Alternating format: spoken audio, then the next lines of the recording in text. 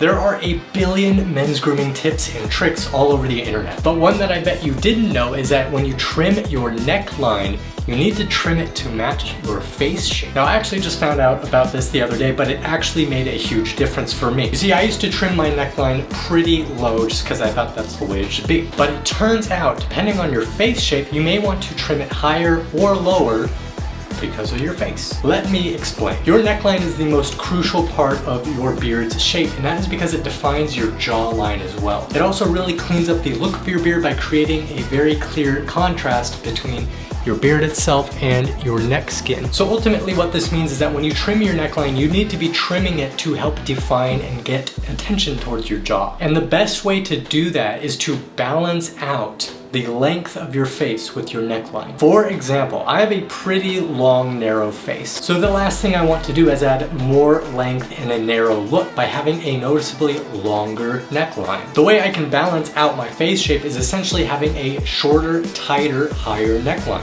That brings more attention to my jaw and helps use my beard to balance out the shape of my face. If you have a more round face, what you want to do is have a longer neckline, one that ends a little bit lower, because it helps add length to the ovular or circular shape of your face, as well as give your jawline and your cheekbones, because of your beard, a more defined, masculine, sharp, angular look. So for me, I want a bit of a tighter neckline.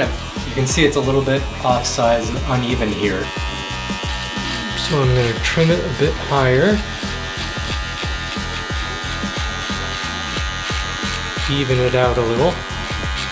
So you can see based on some of the hairs I didn't get just how high I went. And especially when I turn sideways, you can see just how sharp and angular that makes my jaw look. But for those with a rounder face, you'd want your neckline to end a bit lower because it helps create the appearance of a sharper jaw without the angle of the neckline itself getting lost in a round jawline. So next time you guys are defining your neckline, keep that into account and maybe adjust accordingly. If you have a square face, you want it somewhere in the middle between there and your Adam's apple. And if you have rounder, softer, or oval features, then you want your neckline to be a bit lower, just above your Adam's apple. That way when it goes straight across and up, you'll have a much more defined, square, strong-looking jawline. So I want to say thank you guys so much for watching. Hopefully I gave you some good tips. This is something I didn't know about, and hopefully now that you know about, you can make good use of. I will see you guys in another Volt video.